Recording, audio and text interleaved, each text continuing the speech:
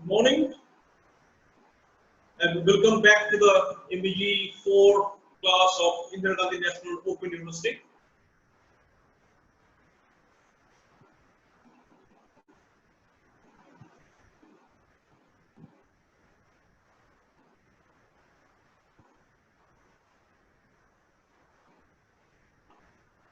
Today we will be discussing block 5, which is English syntax. Let's see what we have here in this block.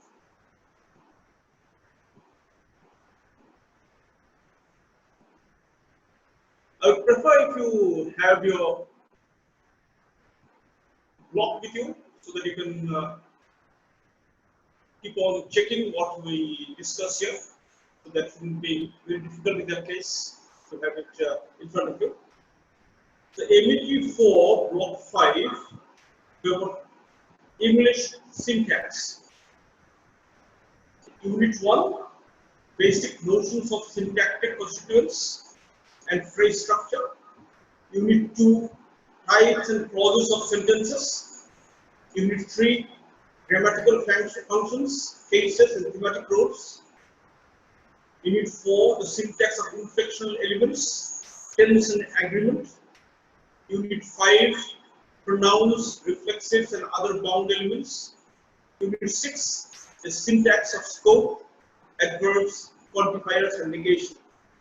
There are quite a few units out here, so maybe we may not be able to do justice to all of that, but whatever is possible within this time frame, I should be able to do it.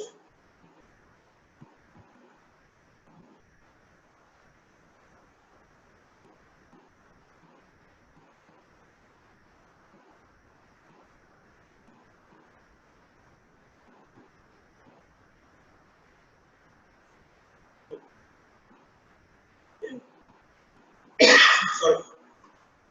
Unit 1. Basic notions of syntactic constituents and phrase structure.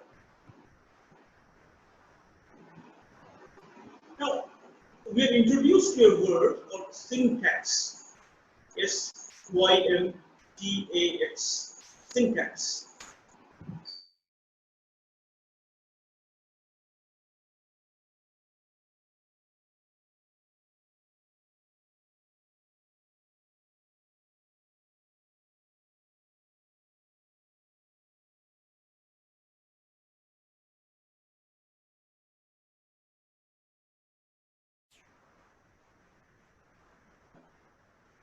Syntax is a set of rules, principles, and processes that govern the structure of sentences.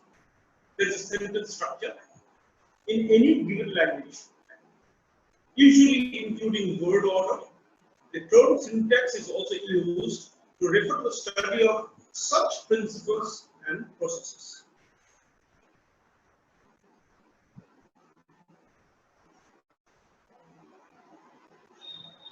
Or we can say syntax is the branch of linguistics. It is concerned with the study of units larger than a word. It is a study of the structure of phrases, clauses, and sentences. These different kinds of units, larger than isolated words, are different kinds of syntactic constituents and are so called because they combine with each other as though they were single, indivisible units. To see this better, let's look at the simple English sentences. Hari will speak to Veena. Hari will speak to that girl. This boy will speak to Veena. This boy will speak to that girl. Now, notice the sequence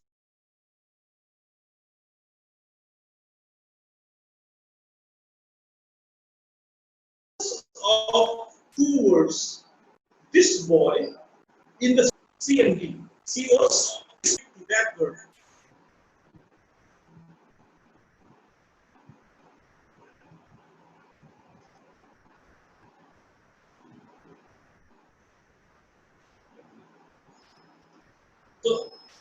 boy will speak to Veena, and this boy will speak to that girl.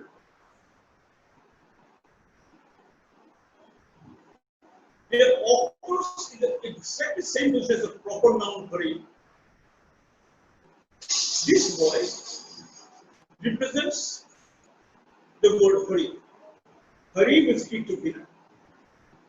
In place of Hari, we are using this word.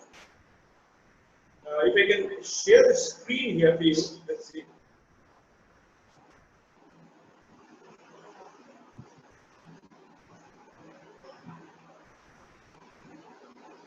If I can share this screen.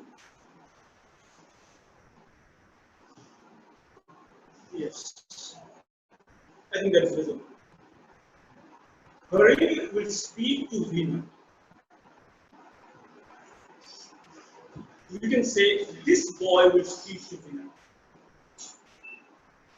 Now again, Veena is being replaced by that girl. Hari will speak to that girl. Or in place of Hari, we have got this boy. And in place of Veena, we have that girl. So this boy will speak to that girl.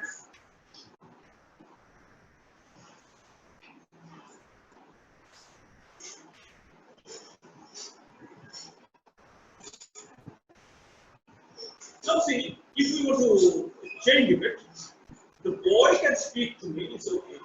But if we say the boy will speak to that girl, is not acceptable. One can say this boy will speak to that girl. Absolutely free.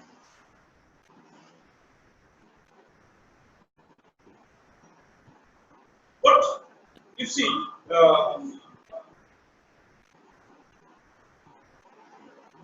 the two extra words, this and end, in correct cases. In other case, this can and will cannot fit together. So this cannot be a syntactic constituent.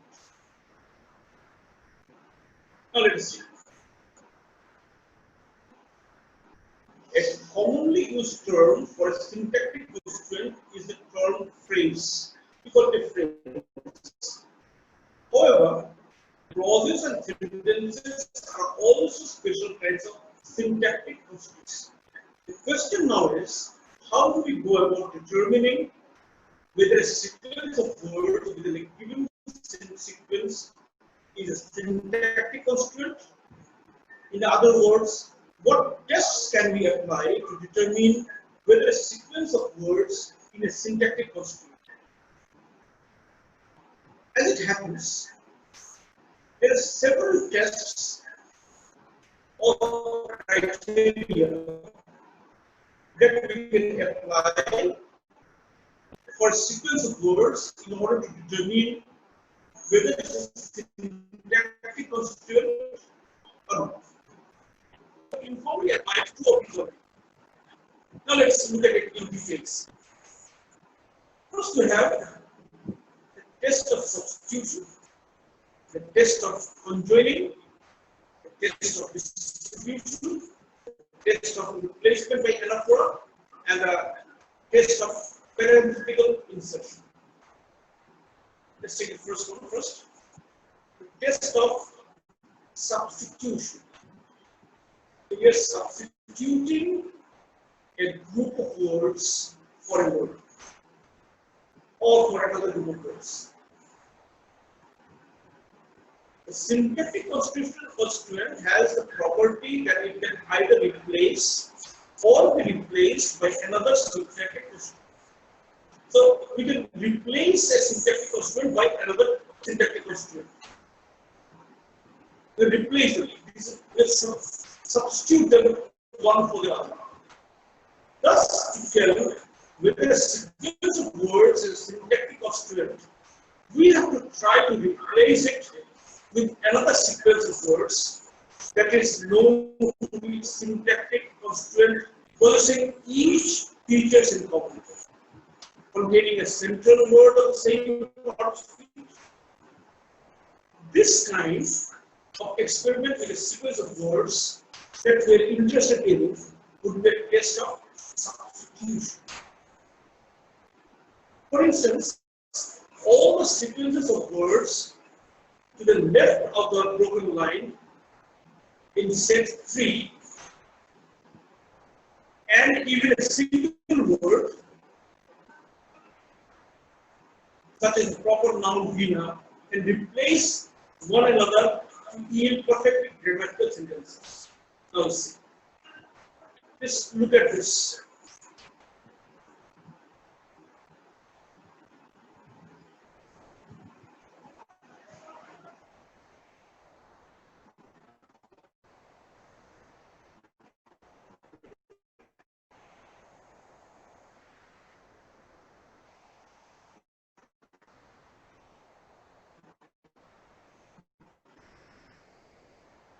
In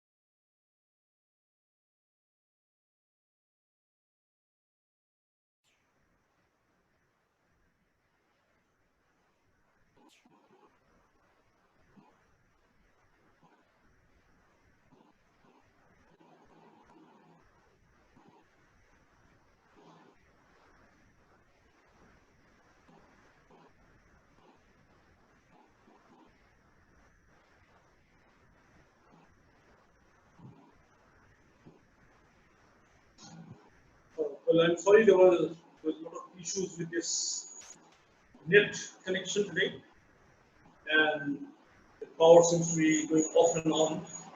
So we are having some issues. In any case, I'm going to record this whole thing. I'm going to post it in the Facebook group once again. So we'll be discussing this.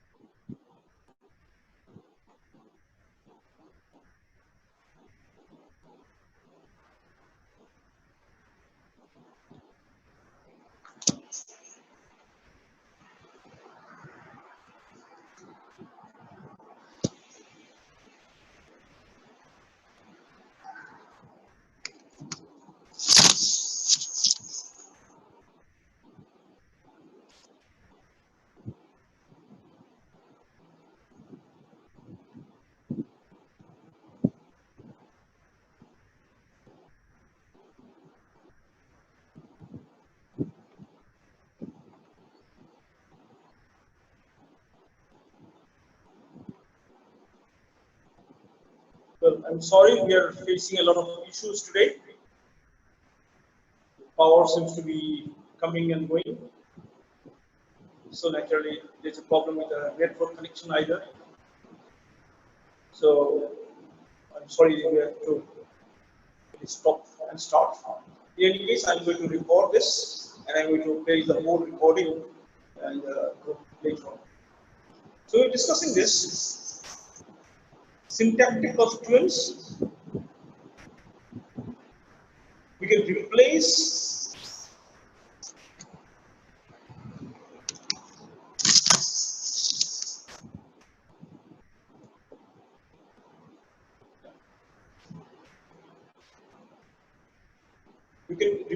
each constituent by another syntactic constituent. So this little girl came yesterday. In place of this little girl, we can say my brother came yesterday. Or we can say the man who is sitting over there came yesterday. Or we can say Veena came yesterday. So we replace these one by the other. So these are syntactic constituents. How do we know this? We know this by substitution. We are substituting one for the other. Okay. Or let us say this little girl came yesterday. This little girl is Veena's niece. This little girl ate up all the gulab jamuns. This little girl stares. So came yesterday can be replaced by is Veena's niece, or by ate up all the gulab jamuns, or stairs.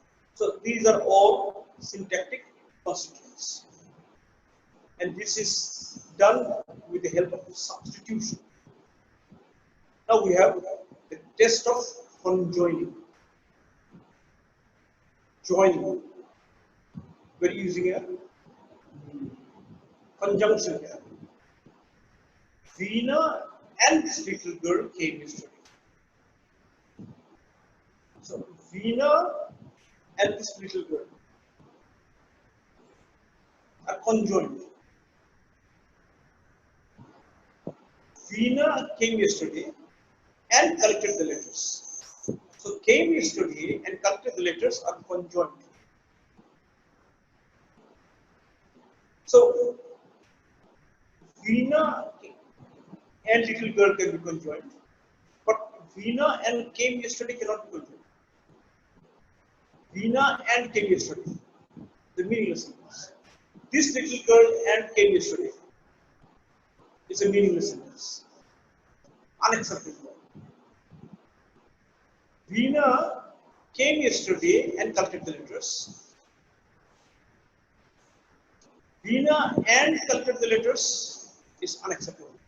Veena and came yesterday is unacceptable. It's an ungrammatical sentence. So these are not conjoined.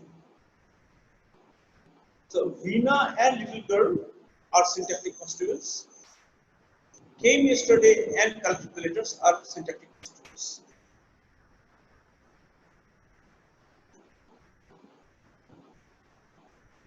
Or if you say Veena and this little came yesterday, it's ungrammatical.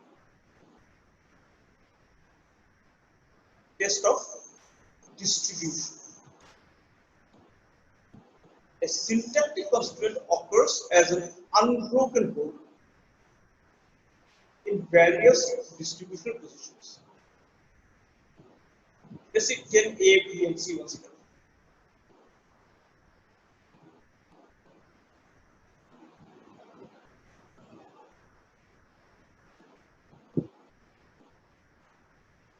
Then A, this little girl is smart.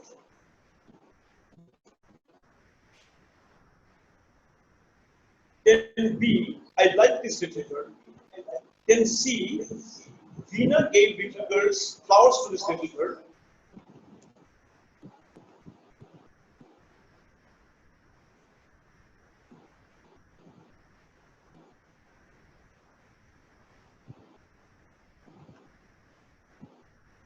So in 10A, the three-word sequence, this little girl occurs as a subject noun phrase.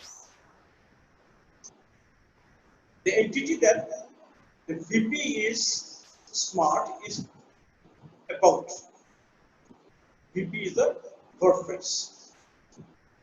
This little girl is smart. Can be the same sequence occurs the direct object of noun phrase. The person towards whom my liking is directed.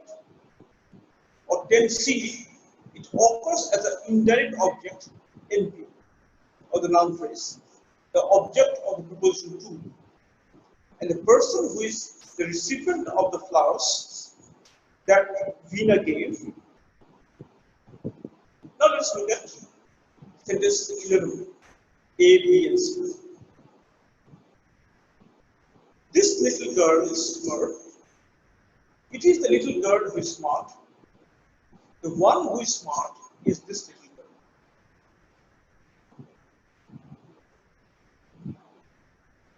What we are trying to say is we can put it in all different places. If you say syntactic constituent.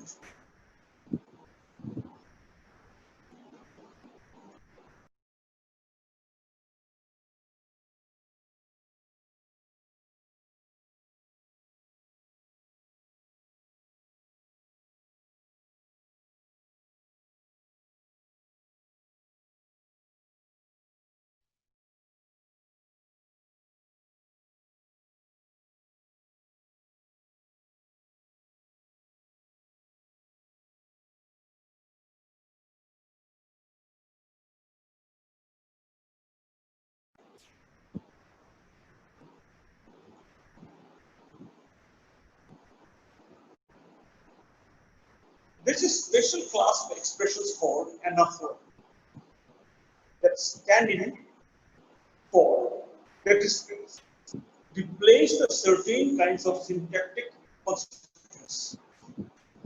Pronouns can occur in place of noun or noun phrases when repetition of a noun phrase sounds tedious. For instance, phrase do so can similarly occur in place of a verb place. The noun phrase, the verb do so can similarly occur in place of a verb phrase. Pronouns and the phrase do so are thus examples of anaphora. Let's look at this sentence. The boy who sits over there thinks the boy who sits over here is smart.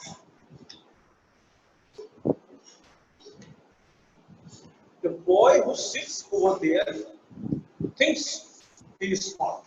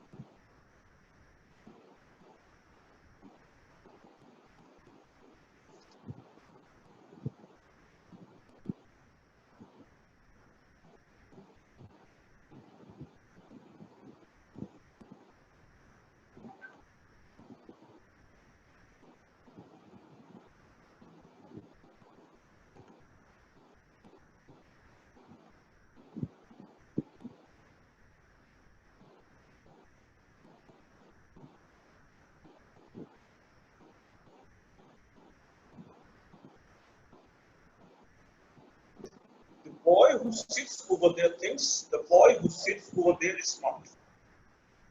The boy who sits over there thinks he is smart. This he, we are not repeating this, the boy who sits over there. Instead of that, we are using a pronoun he. So this is replacement by anaphora. Monkeys eat bananas and elephants eat bananas too. Monkeys eat bananas and elephants do so too. So this elephants eat bananas, monkeys eat bananas. So instead of repeating this eat bananas, we say do so. So this is the replacement by anaphora. Another criteria is test of parenthetical insertion.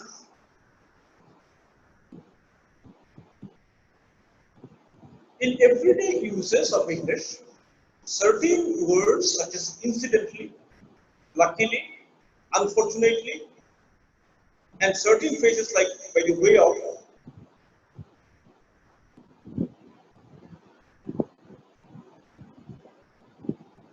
course, are often inserted into sentences. They are not mandatory, but they often serve to link the sentences to other sentences before and after them in discourse, or to reveal the speaker's attitude towards what she or he is saying in a sentence. Such expressions are called parenthetical expressions. Parenthesis is brackets. Parenthetical expressions.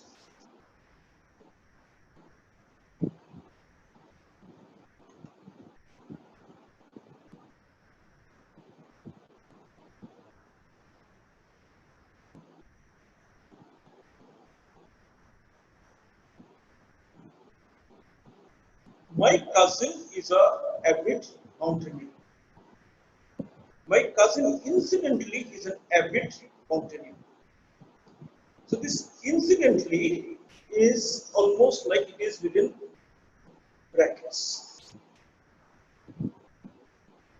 We may or may not use this. So, but we cannot say and incidentally cousin is an avid mountaineer. That is an ungrammatical sentence.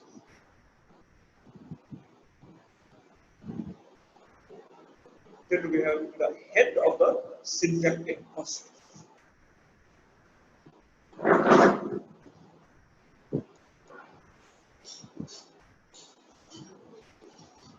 Ram is in the garden.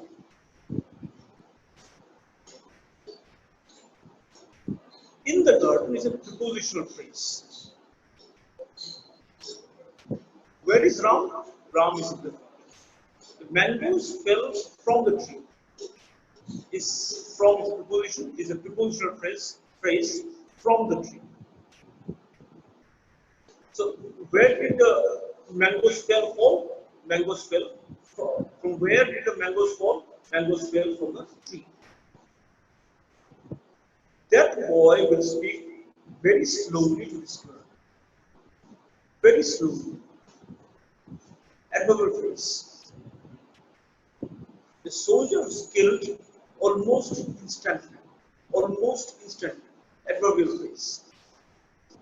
So, English has prepositional phrases, PPs, or adverbial phrases, ADV, yes.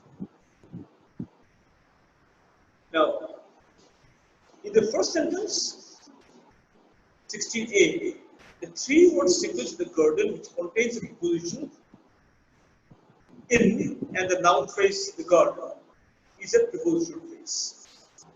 16b, likewise, the three-word sequence from the tree containing the preposition from is a, and the noun phrase tree is the prepositional phrase. In 17a, the two-word sequence very slowly containing the adverb slowly and the degree modifier very. Let's say in normal traditional grammar books, very also will be indicated as an adverb. So we're giving a special name to it, degree modifier. So this is an adverbial phrase. So we've got degree modifier and we've got adverb. How slow is very slow. Very is a degree modifier. Likewise in 17b, the two-word sequence almost instantly, containing the adverb instantly, and the quantifier. This is a quantifier, almost, a specific type to which a multi-word syntactic constituent can be assigned depends on the most central or indispensable element. The element is called the head of the syntactic constituent. To understand this better, one might think of the head of a phrase as being comparable to the head of the family. Just as the head of the family acts as a representative for the entire family in matters such as the payments of bills, etc. Likewise, the head of the syntactic constituent could be thought as the representing character of the entire constituent. In the examples that we have seen so far, the head of the noun phrase is the noun M.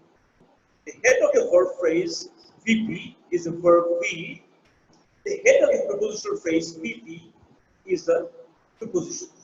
The head of the adverbial phrase ADVP is the adverb, and so on. So we can look for the head of the syntactic constituent.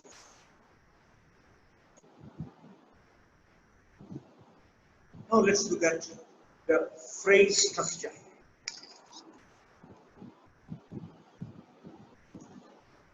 The phrase structure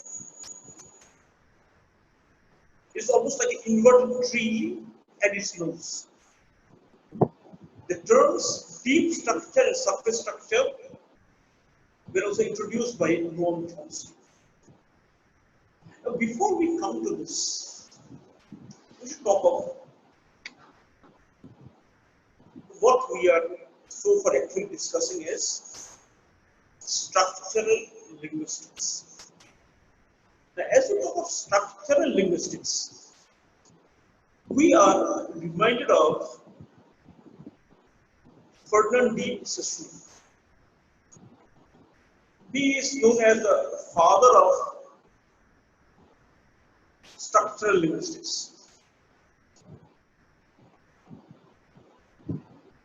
Let us see what he has said, so will be maybe clearer.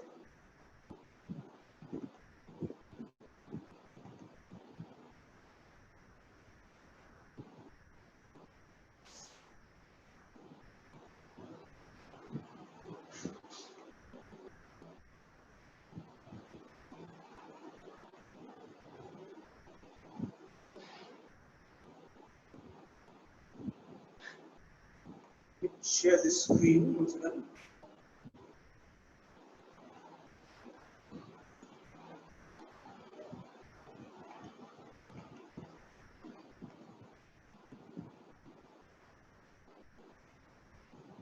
Burmon, this is true.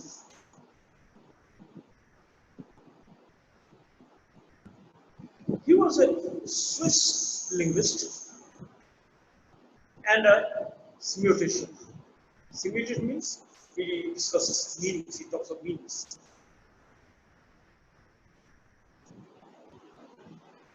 He is also known as the father of structural linguistics, as I said. In the first place, he talks of binaries, the binary opposites. First binary opposite he talks of is the diachronic and the synchronic relationships. Next binary opposite he talks of is lung and the parole. Then he talks of the paradigmatic relationships and the syntagmatic relationships. Then he also talks of the signifier and the signified relationship. Diachronic and synchronic relationships. The diachronic relationships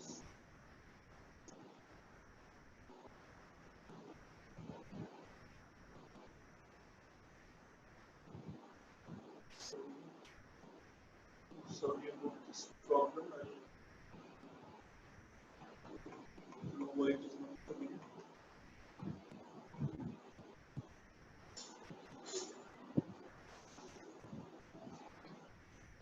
You can see this.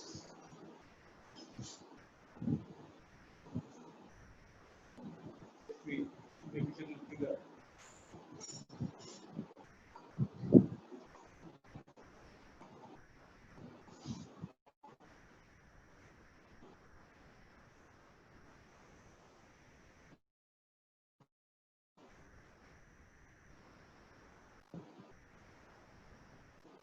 You can see this. Diachronic and synchronic relationships. Diachronic is temporal. That's evolution in time. Suppose we can talk of the Old English, which is there from 449 AD to roughly 1100 AD. Then we can talk of the Middle English period. The language changed from 1100 to 1500 AD, roughly. Then we can talk of the early modern English, from roughly from 1500 to 1800 AD, and the late modern English, from 1800 to present. And it's constantly evolving, constantly changing. As we know, language is living. So any living thing changes, so language also changes. So suppose this English language has changed through the periods of time. The Old English, the Middle English, the early modern English, and the late modern. So this is diachronic. Then we have the synchronic. It is spatial. So it is at one point of time, at different places. Varieties of English at one period of time. We can have the British English, we can have the American English, we can have the Australian English, and all sorts of dialects of British, American, or Australian. The south of England there is one dialect, north of England there is another dialect, in Wales there is another dialect, east of England there is another dialect. So there are different dialects. So these are synchronic relationships. Then we have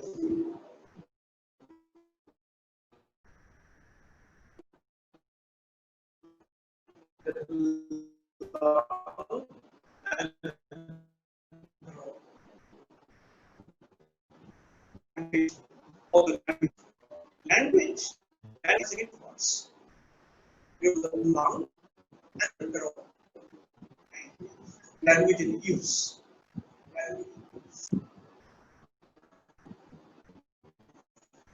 Then he talks of the paradigmatic and syntagmatic sentences.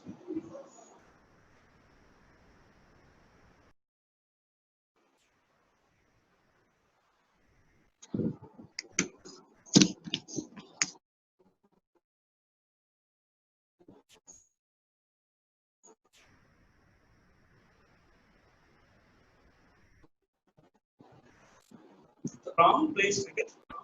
So in place of Ram, we can place John, we can place Rahim, we can place Munna, we can place Mary. So this is paradigmatic. In this paradigm, we can have only these kind of words. We cannot have plays here or cricket here. In the next paradigm, instead of plays, you can have loves, you can have does not play, you can say studies, you can have loves. The object, this paradigm, you can have words like cricket, football, or hockey, physics. So these can be substituted. So this is paradigmatic relationship. Syntagmatic is the relationship with the Ram, with plays and cricket. We cannot say Ram plays Sanskrit. We cannot say Ram plays physics. No. He has got a relationship. Ram plays and cricket. John loves football or hockey or physics or Sanskrit, whatever. Rohim does not play cricket or football or hockey. We cannot say physics or Sanskrit. Munna studies physics or chemistry or Sanskrit. Maybe he also studies cricket, football, and hockey. He loves, Mary loves cricket, football, hockey, and or Sanskrit. So this is a syntagmatic relationship.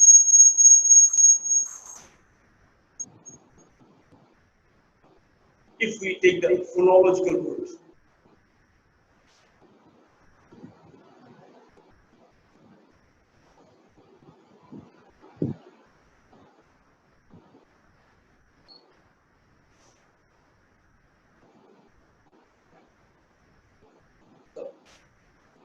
cock, and duck, cat. Cock, and duck, cat.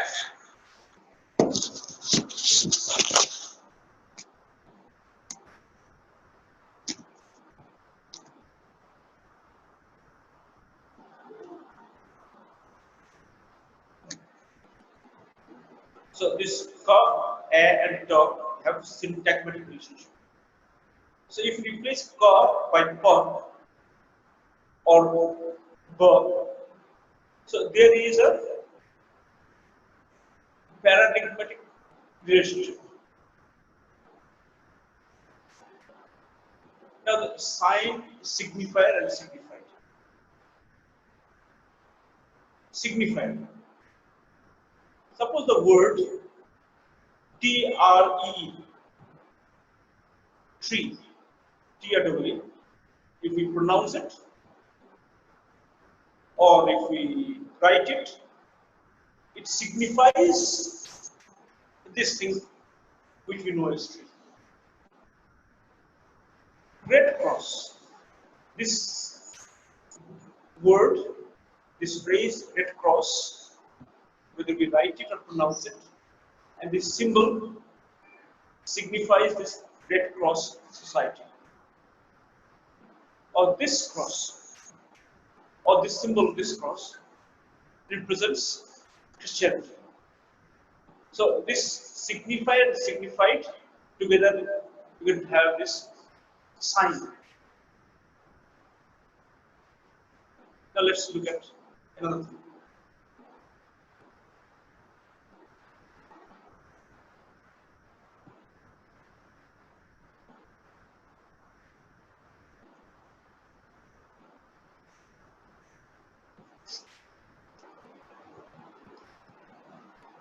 We've got another structuralist, Bloomfield. He is an American structuralist. He talks of the utterance, the speech community, aliveness of utterance, behaviorist conception of meaning, form, morpheme. We have talked of morpheme earlier. Free and bound morphemes we have talked of. The word, phrase, syntactic constructions, sentence, or phoneme. Phoneme also we have talked of earlier. So he talks of all these.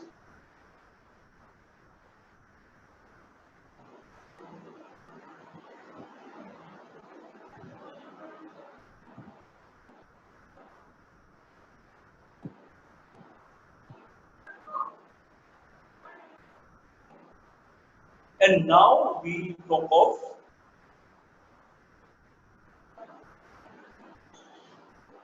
Chomsky. When Chomsky came, he asked a lot of questions. What are the questions like? His questions were like this.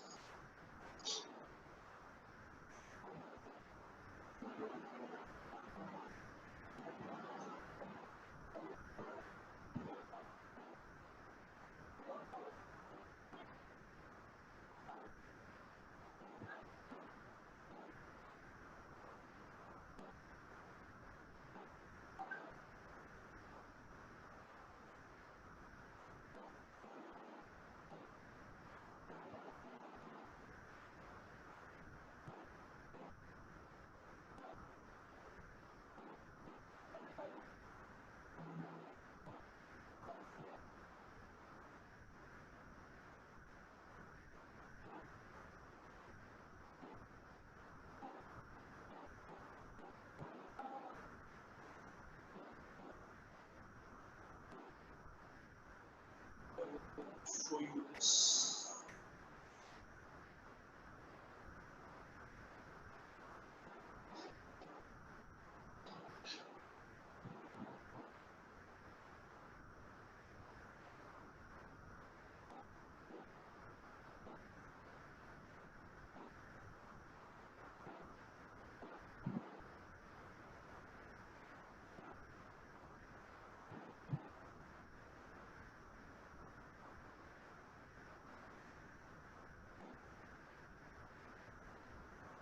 I'm trying to show you this. He asked a question like, share this in a way.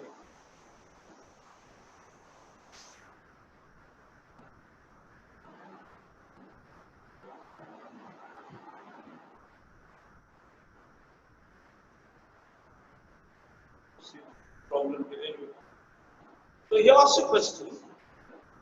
What's a sentence? What's the definition of a sentence?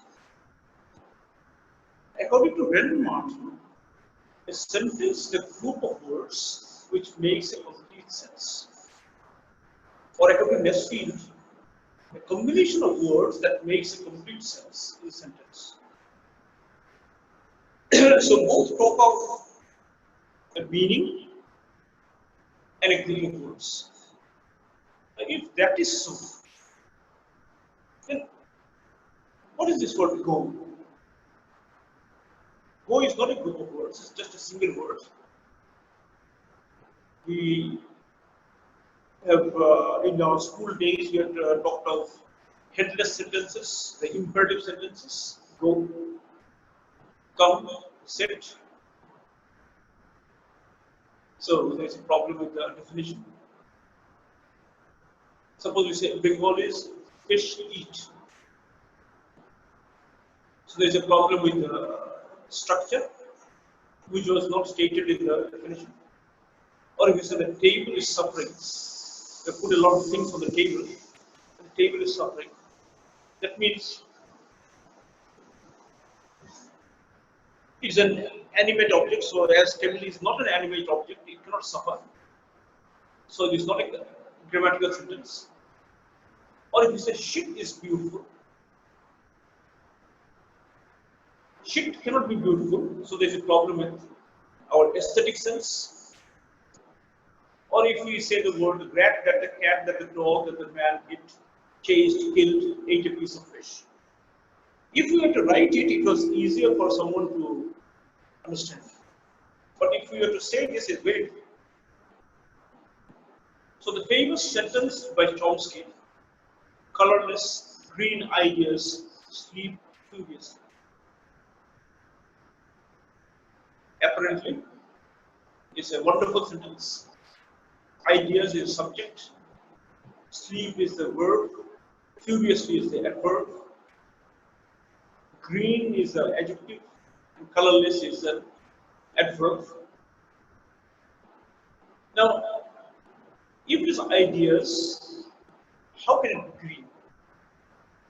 If it is green, how can it be colorless? If it is ideas, how can it sleep? If it sleeps, how can it sleep furiously? The whole thing is wrong. So we are going with this definition, and this definition is wrong. Then again he gives certain sentences. The word good is an adjective, if we say. If you ask some examples of adjectives, and if you say good, and if I write the word good here, the word good is an adjective. So good becomes a noun here. Or if you ask the word, can you close the door? What kind of a sentence is this? It ends with a question mark. It's an interrogative sentence. That is the form wise. So function wise, I'm either requesting someone to close the door or asking someone, ordering someone to close the door. So it's an imperative sentence. Whereas earlier what we had seen, imperative sentences were endless sentences. It ends with full stop. But here, if we make a difference with the form and function, we find imperative sentences of this sort. Form-wise interrogative, function-wise it is imperative. I will come back to these later on again.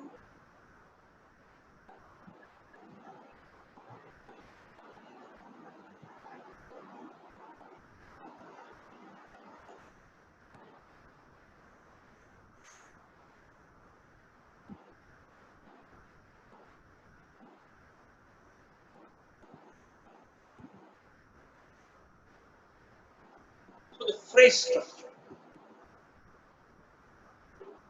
So it's kind of a, we are using kind of a tree diagram, an inverted tree. So Chomsky, he talks of deep structure and a surface structure.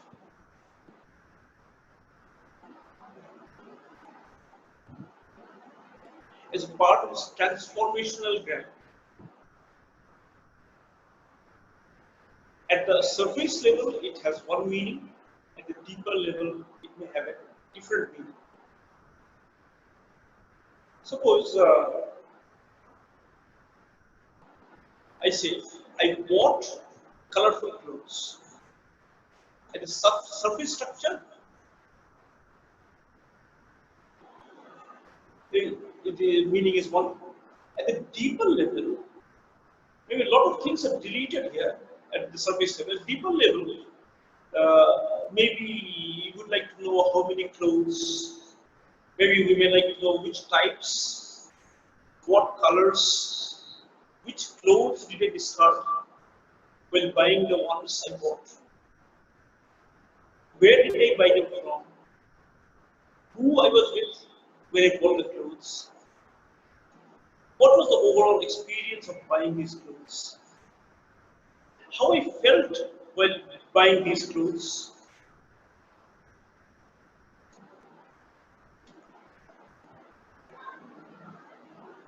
What were the factors based on which I bought some of the clothes and discarded others? How much did it cost? There are a lot of questions. It is not complete when I just look at the surface level. If you notice the process of transforming the deep structure to surface structure, a lot of information is deleted. This deleted information may not hold much value in a normal day-to-day conversation. But during therapies or in other situations where specific details are important, this deleted information may hold a lot of value. Again, Chomsky changed his transformational integration grammar theory quite a number of times, and even uh, other linguists were also involved in developing different theories. Then he talks of the universal grammar. Universal grammar is a theoretical or hypothetical system of categories, operations, and principles shared by all human languages considered to be innate. Since the 1980s, the term has been capitalized. The term is also known as universal grammar theory. Noam Chomsky explained, universal grammar is taken to a set of properties, conditions, or whatever that constitute the initial stage of the language learner as the basis on which knowledge or language develops.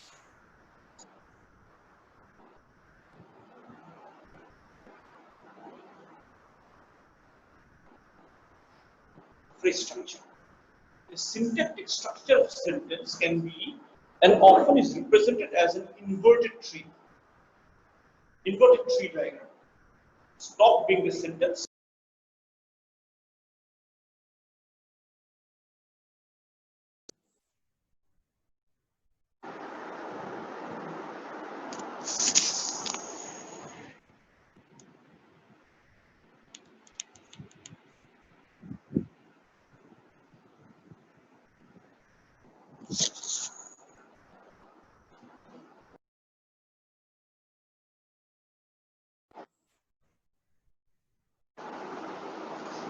Example, verb and the object, noun, phrase, and so on. Until the smallest possible constituent, syntactic constituent, or ultimate constituents are reached. The analysis of linguistic expression successively into smaller and smaller immediate constituents is also known, prior to the days of genetic grammar, was called immediate constituent analysis, the IC analysis.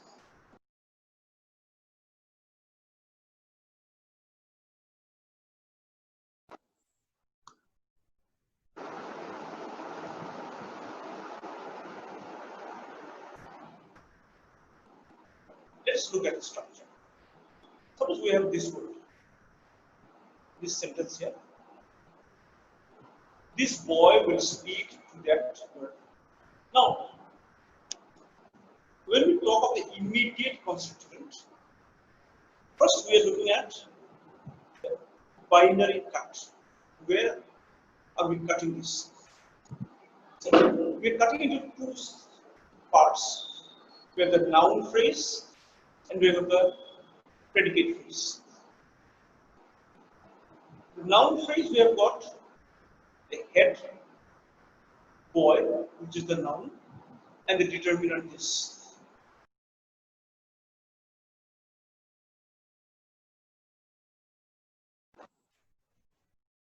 The predicate phrase, we have the auxiliary on one side and the verb phrase on another. Auxiliary phrase, we got the auxiliary will. The verb phrase, we have got the verb and the prepositional phrase. The verb is speak,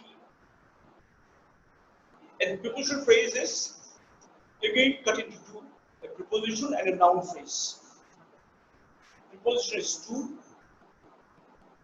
and the noun phrase is again cut into two.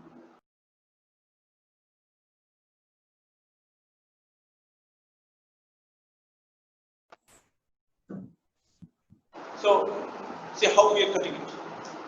Noun phrase, this boy. Predicate phrase will speak to that girl. Again,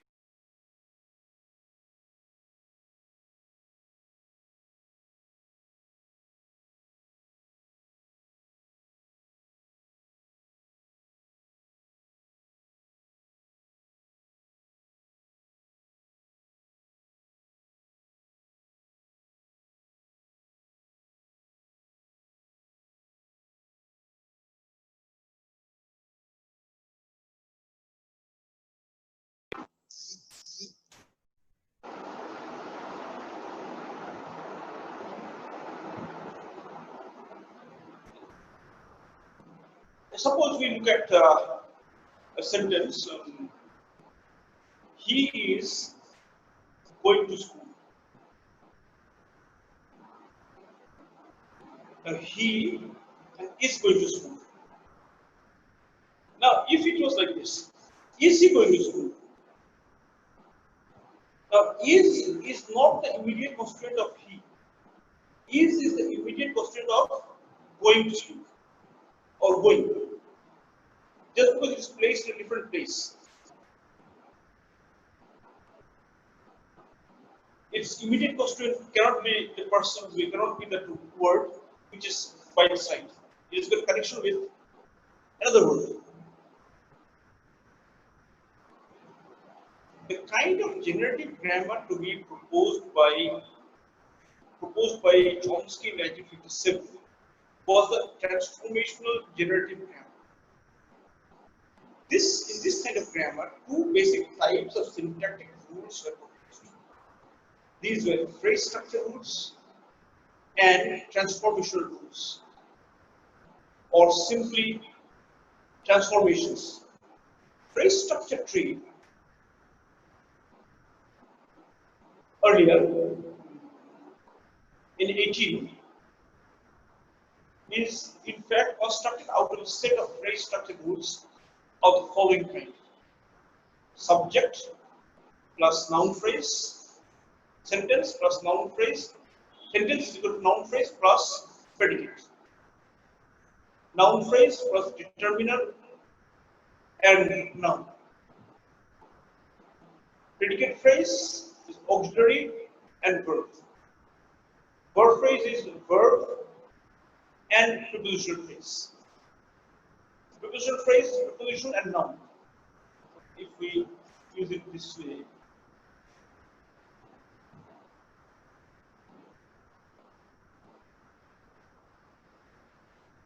should be clearer.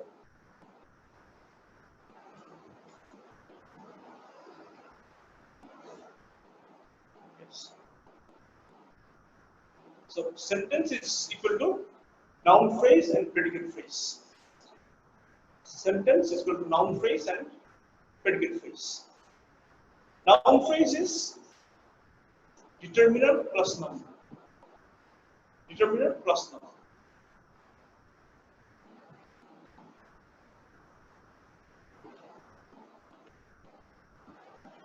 Predicate phrase is auxiliary plus verb phrase. Verb phrase is verb plus prepositional phrase. Prepositional phrase is equal to preposition plus noun phrase. The specific words or morphemes are then inserted into terminal nodes, the smallest individual nodes, by further lexical insertion rules of the following sort. Determiner is equal to this one, or determiner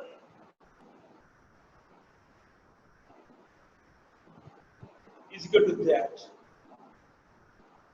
Noun is equal to boy.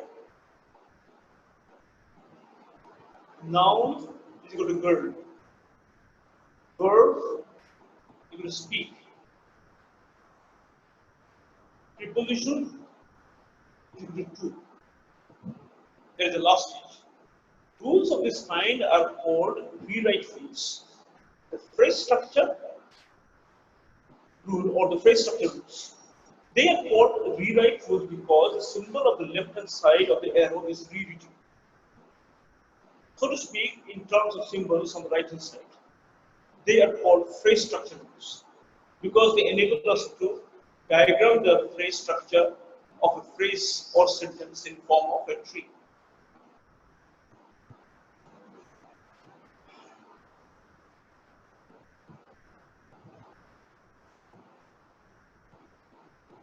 Let's look at another sentence.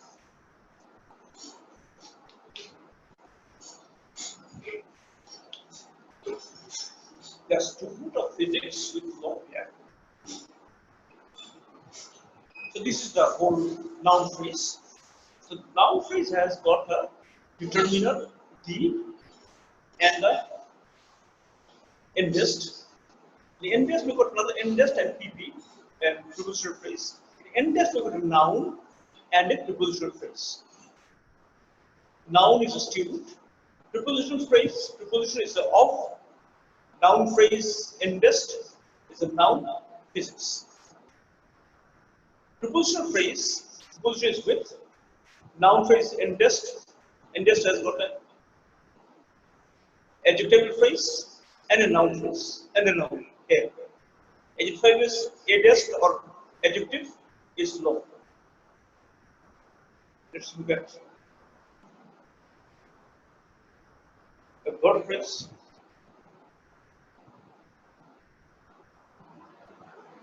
Verb phrase has a specifier which is the adverb soon. Verb we test is we give. It is also cut into NP, noun phrase and noun phrase. In the first case, noun phrase, endest, noun is Sita. Noun phrase, there is a determiner some, and endest or noun is the flowers. Soon give Sita some flowers. Let's look at this structure. The sentence is divided into noun phrase, the auxiliary, and the verb phrase. Noun phrase has got a determiner A and a noun listen. Auxiliary is with. The verb phrase, we've got a verb arrest, a noun phrase, a determiner, and an adjective phrase, and a noun. Determiner is the, or the adjective phrase is adjective, handsome, and noun is lamb. Let's look at another structure.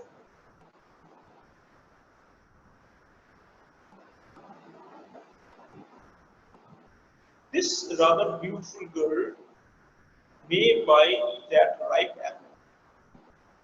So the sentence is cut into three parts here: the noun phrase, the auxiliary, and the verb phrase. The noun phrase has got three parts: a determiner, adjective phrase, and a noun. Determiner is this. Adjective phrase, we have got a degree modifier, rather, and adjective, beautiful. And the noun is girl. Previously, we used to know this also as an adjective or an adverb. Auxiliary is may. Verb phrase, we have got a verb and a noun phrase. Verb is buy. Noun phrase, again, we cut into three: the determiner plus adjective phrase and noun. Determiner is that. Adjective phrase, you got a and adjective, ripe, and noun is the apple.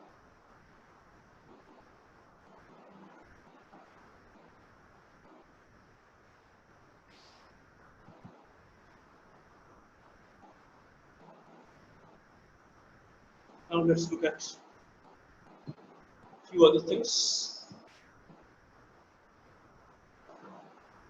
Clauses and sentences.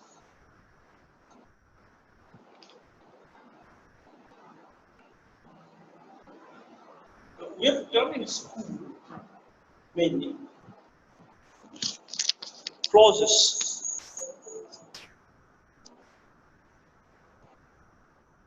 Suppose we have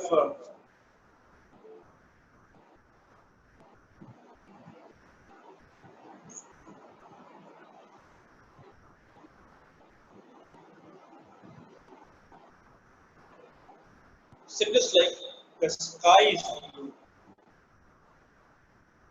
or Sita knows that the sky is blue, or Sita wants her sister to be intelligent. I saw Hari teaching a 7th standard students. Let's see if I can share this with you.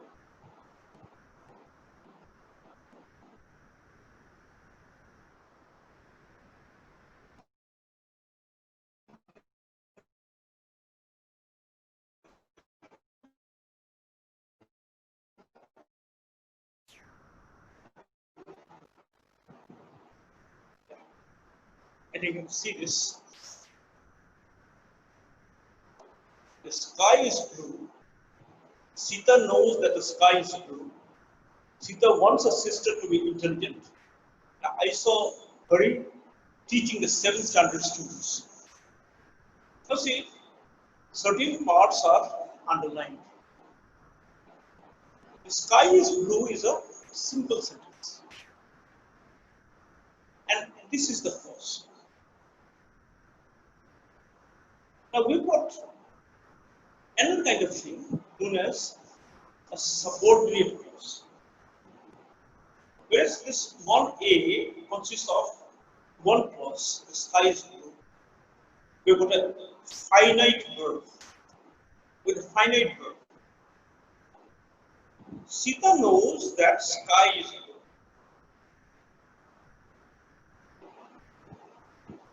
Now, Sita knows that the sky is blue. This is a complement. Is a complement clause. Sita wants her sister to be intelligent. Is another subordinate clause, which is a relative clause. I saw Hari teaching the 7th standard. So all these are cases of subordinate clause or an embedded clause. And the other part is the main clause.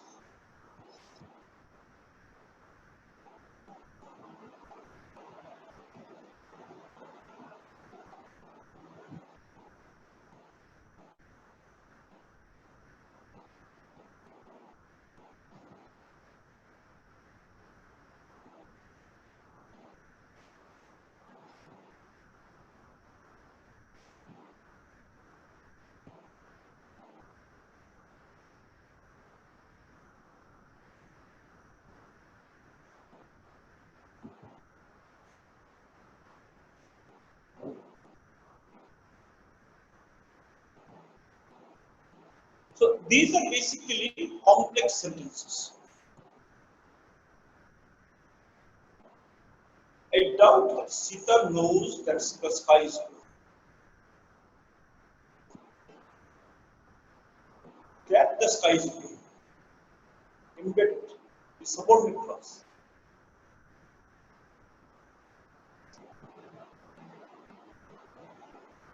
So we have got coordinate clauses or with compound sentences. Both have these principal clauses. I went there and bought some vegetables. Two sentences are combined with and. These are coordinate clauses.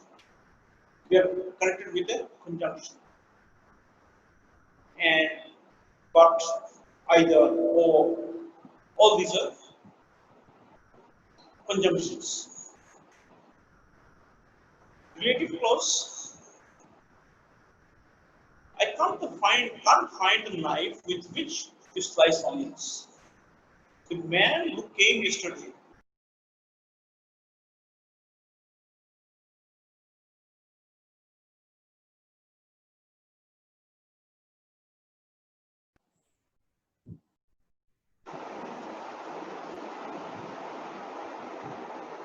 so this we have done in school, so this should not be a big problem out here.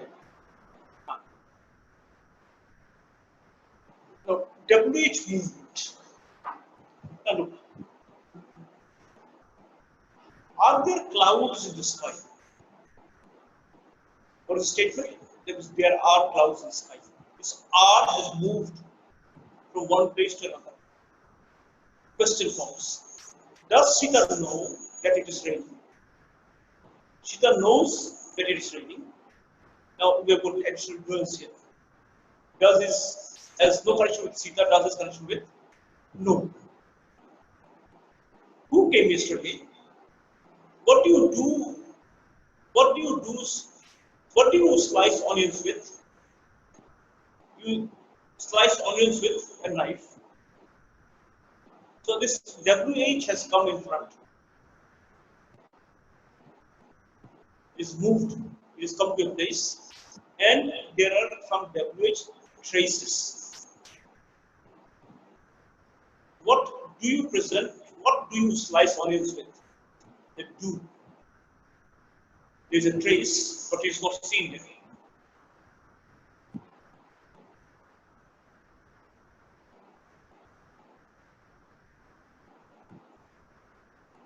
So we've got a finite clause, so the finite complement clauses, so the relative clause, so the finite adverbial clauses.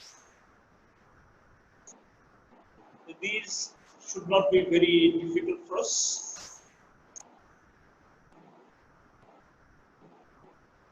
Non-finite or infinitable clauses. I want to go home, infinite. Sarah expects Ali to come back. To is human. To is a non-finite clauses.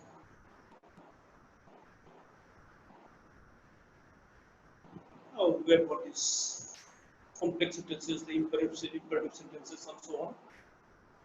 This is not an issue with you.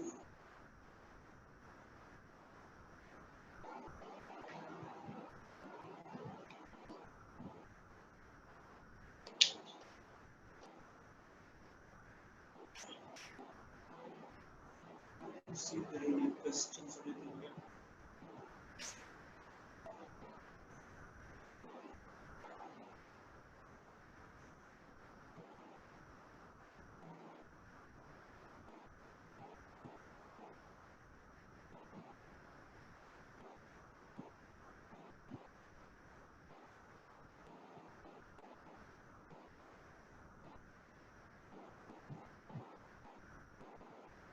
Understanding grammatical functions. Case should not be very difficult for us. Direct object, indirect object. Indirect object are the human beings. Direct object. The children finally ate at 2 o'clock. Children finally ate their lunch. There is an indirect object.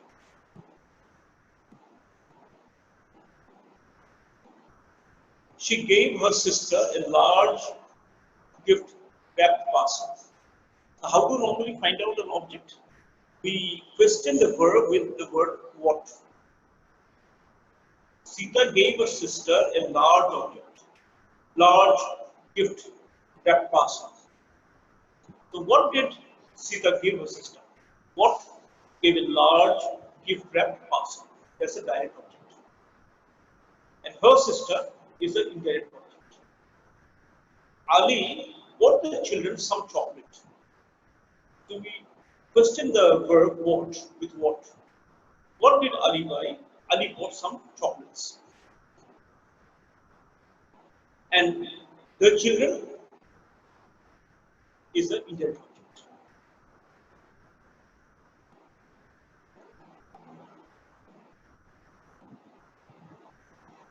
It's a prepositional object. I am going to my workplace, Put the flowers in the flower vase. In the flower vase, there is a preposition at the head. The rock rolled down the slope. The prepositional object.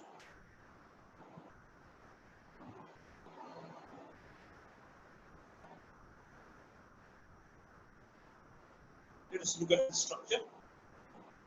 My mother wants me to go to the market. See, specifier, noun phrase, determiner my, noun mother. It's present, verb phrase, verb want. So is it present, third person singular is wants. Noun phrase me. Here we got an infinitive to. Verb phrase, verb, preposition phrase. Verb is the go. Preposition phrase, preposition is to. Noun phrase is a determiner, and a noun determiner is the, and noun is the market.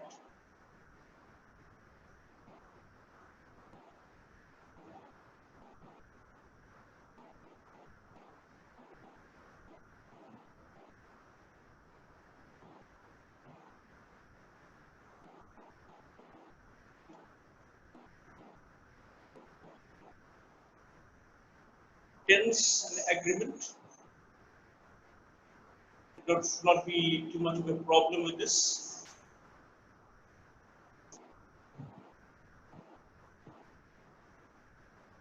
Tense and finiteness. I don't think there should be much problem. We can ask questions, we can answer these.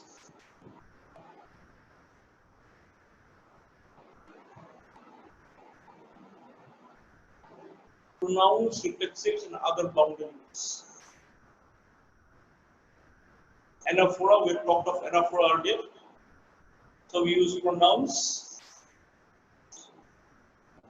in place of nouns, that's anaphora.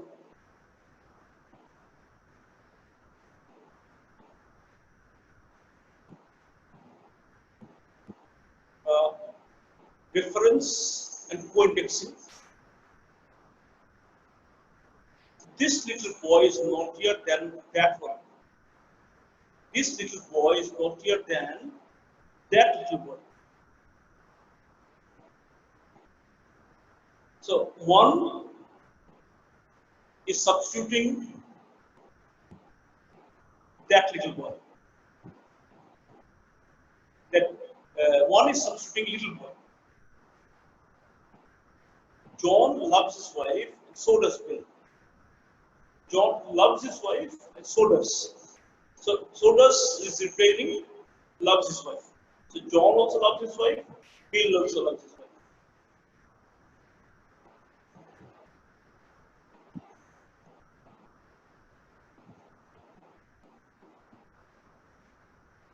Reflexives. Sita is has accidentally hurt herself or himself. He has accidentally hurt herself or himself.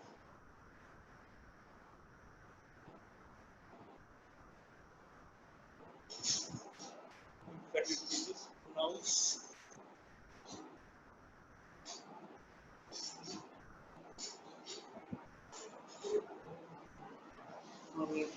Yes, doing this, this.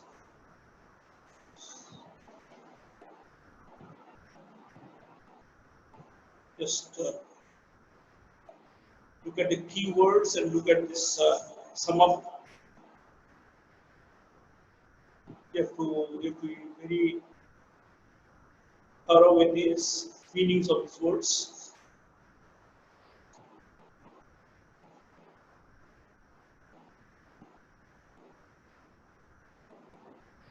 Then we have the adverbs, quantifiers, and negations.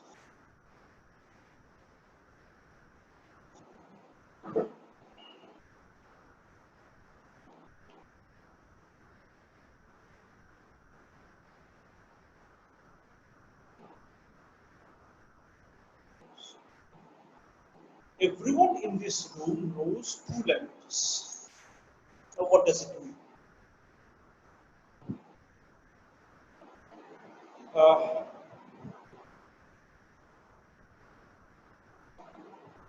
Suppose there are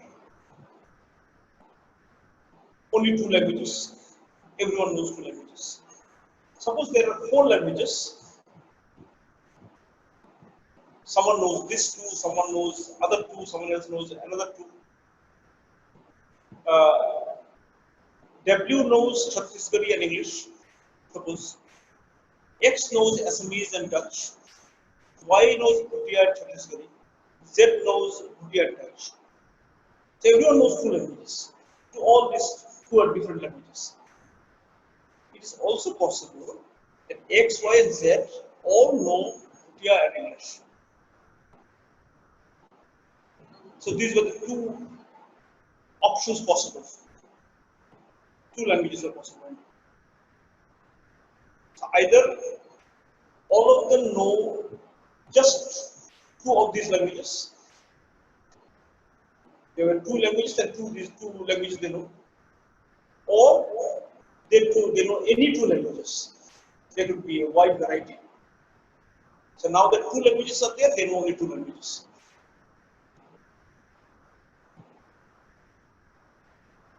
The logical form, the LF, and the so when we talk of the deep structure, now we call it D structure. It has got a sentence structure. One is a logical form, the written form, logical form. We use the grammatical rules, and another is a phonetic form. How do we pronounce it? It has got its separate structure.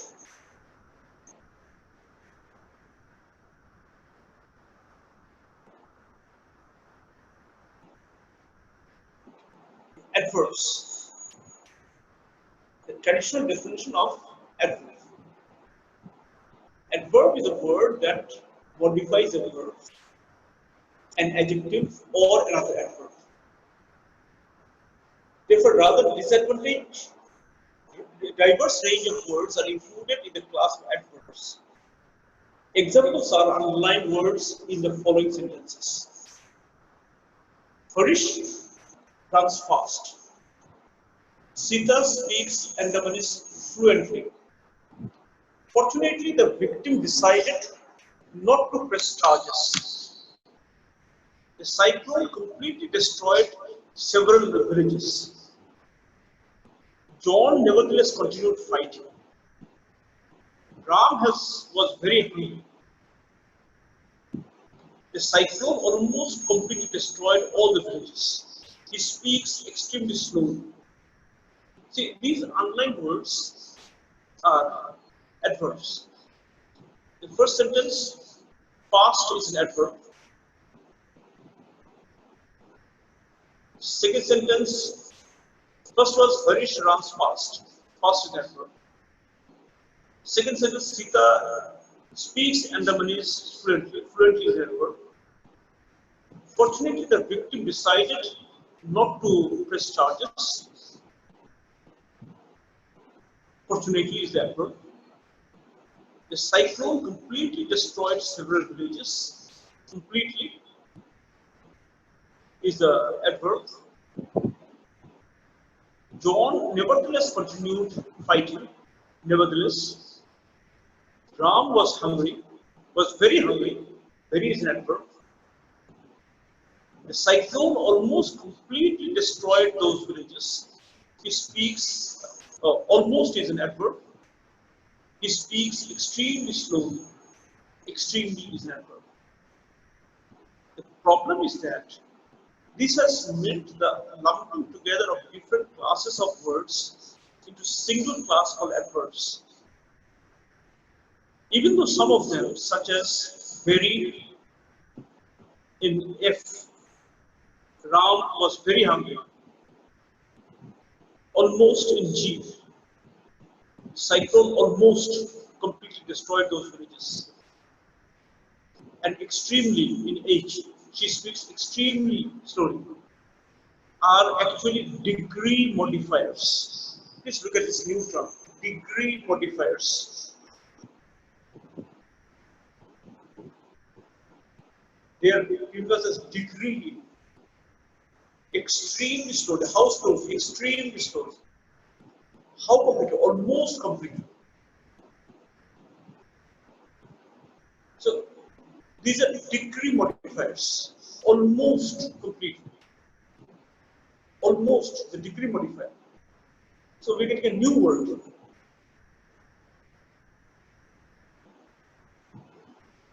They are not adverbs proper. Accordingly, traditional definition needs to be narrowed down further, and certain words have to be excluded from the class of adverbs so that we get a relatively homogeneous class. So let's be very careful. Which are adverbs? Now you can say adverbs of adverbs, they are degree modifiers. Adverbs of adjectives are degree modifiers.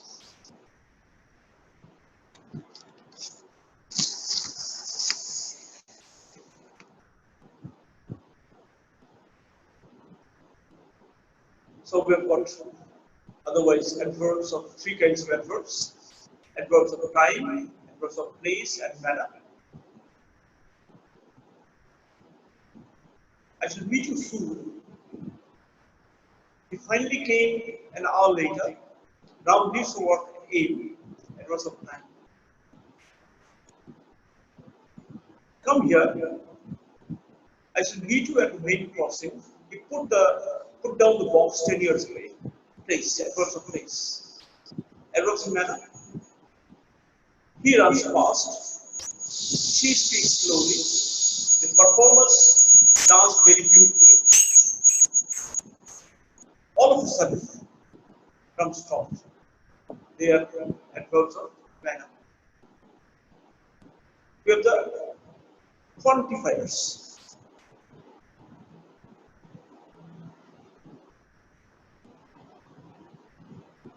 Only now. I only wanted to help you. Man does not live only by bread. Even a child, I don't even want. He could not have imagined it even in his dreams. Negation. We use not, no, etc. for making a negation. I think that's all for today. I know you need a lot of practice with this phrase structure, expert theory, and all that. You can always, ask questions. If you have got all my contact number in your WhatsApp group, you can write those questions. You can any queries you can write in this Facebook. Also, I'm going to again put it up in the YouTube. There also you can ask questions. I have a separate YouTube channel. I will share the link with you. I have uploaded others earlier. So these should be all useful. So again, let's look at the keywords and this part. Let's sum it up. This is very important. The keywords are very important, and you need a lot of practice with this analysis, the IC analysis. This you have to need a lot of practice. In case of block 4, morphology, you need a lot of practice with those affixes or suffixes, which are derivational, which are not derivational, which are inflectional, which are class changing, which are class maintaining. You need a lot of practice. And here also you need a lot of practice. In 3A also you need a lot of practice. These are very important. So thank you for today. If you are there, you must be watching this program. And if you have questions, please do ask questions here. Please do ask questions elsewhere also. I will give you scope to ask a lot of questions. Thank you. Thanks to Indira National Open University as well as the Study Center of Indira National Open University in Cooch for giving us this scope to interact with each other. It will be very helpful. It will be very helpful if you kindly watch this, even if it's possible later on, and give your comments and questions. Thank you a lot. So we'll meet the next day after 7 days. Thank you.